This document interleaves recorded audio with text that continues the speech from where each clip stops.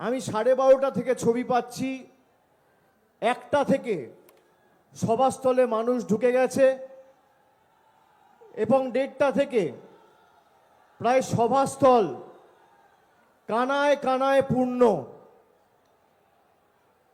গত সপ্তাহে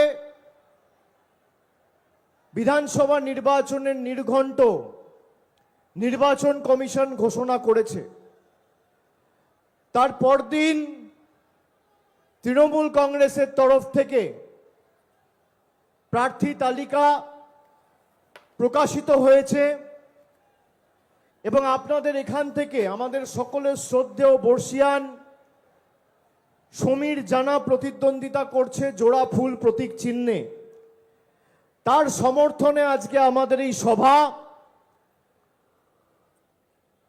আজকের প্রথম সভা এই নির্বাচনের প্রচার পর্ব শুরু করার আগে এই দক্ষিণ 24 পরগনার মাটিকে, পাথর প্রতিমার মাটিকে আমার নমস্কার, শ্রদ্ধা, কৃতজ্ঞতা, প্রণাম জানিয়ে আমি আমার প্রচার পর্ব শুরু করছি।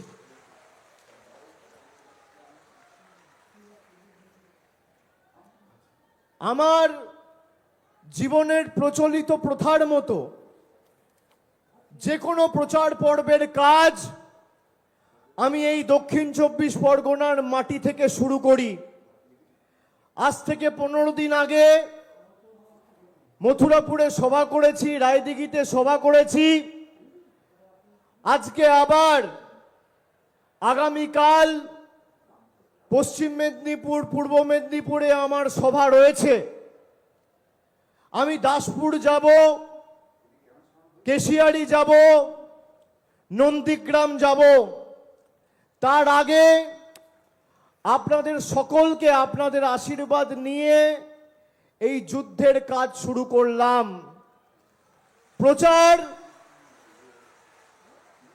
প্রচার যেমন শুরু করলাম দক্ষিণ 24 পরগনার মাটি দিয়ে।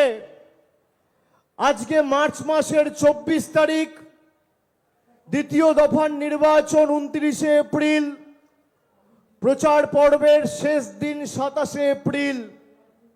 শুরু করলাম দক্ষিণ 24 পরগনা দিয়ে, শেষ করব দক্ষিণ 24 পরগনায়। শুরু করলাম পাথর প্রতিমা দিয়ে, শেষ করব ডায়মন্ড হারবারের মাটিতে। আপনাদের সকলের আশীর্বাদ, ভালোবাসা, স্নেহ, সমর্থন কে পাথেয় করে পথ চলার প্রেরণা করে আগামী দিন বিজেপিকে 50-এর নিচে নামানোর প্রতিশ্রুতি আজকে এই মাটি থেকে নিচ্ছি। দক্ষিণ 24 পরগনায় তৃণমূল কংগ্রেসের যে ফল 2021 সালে হয়েছিল, পাথর প্রতিমায় 21,886 ভোটে সমীর দা জয়যুক্ত হয়েছিলেন।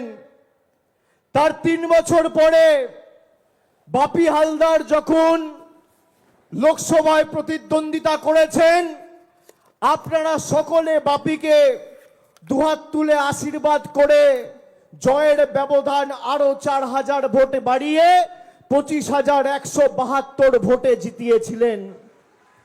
এইবারে ভোটের ব্যবধান 40,000 করতে হবে। আমি আপনাদের কাছে এই আবেদন রাখতে এসেছি। আর আগামী দিন আমি যেভাবে ডায়মন্ড হারবার, ফলতা, সাতগাছিয়া, বিষ্ণুপুর, মহেশতলা, বজবজ, মেটিয়াবুরুজ সহ আমার লোকসভার বিস্তীর্ণ এলাকায় উন্নয়নের জোয়ার নিয়ে এসেছি, সেই জোয়ারের কাজ আগামী দিন পাথর প্রতিমার মাটি দিয়ে আমি শুরু করব, এই কথা আপনাদের সকলকে দিয়ে যাচ্ছি।